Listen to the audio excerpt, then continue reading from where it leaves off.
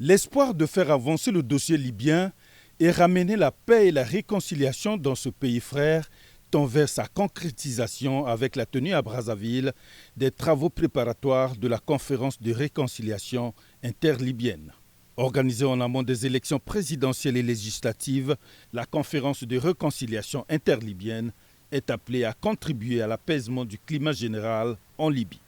Elle doit aider à rapprocher davantage l'Est et l'Ouest, à consolider les canaux de dialogue, à forger un consensus sur l'option de la paix, à nourrir la réflexion sur la nature de ces institutions, sur l'inclusivité du processus de renaissance de la Libye. Après le mot de bienvenue du ministre des Affaires étrangères Jean-Claude Gakosso, le représentant spécial du secrétaire général de l'ONU, Abdoulaye Bathily, a déclaré que les Nations Unies soutiennent toute initiative visant à la réconciliation des Libyens.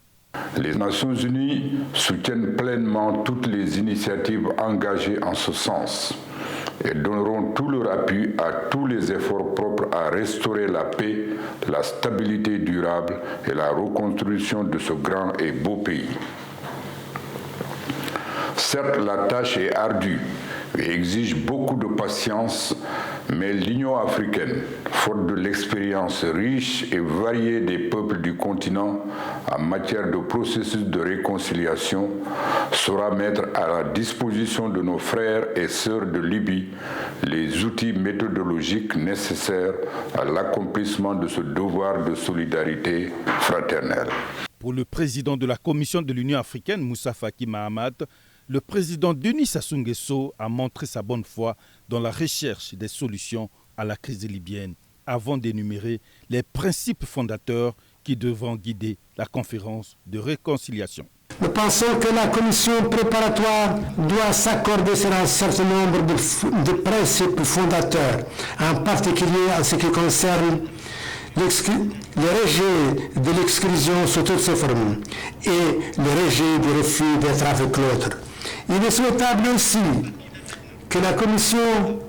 affirme le principe de la possession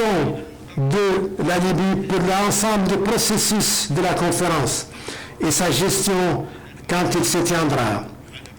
comme il en est ainsi de tous les destins de la Libye. Il est de la haute sagesse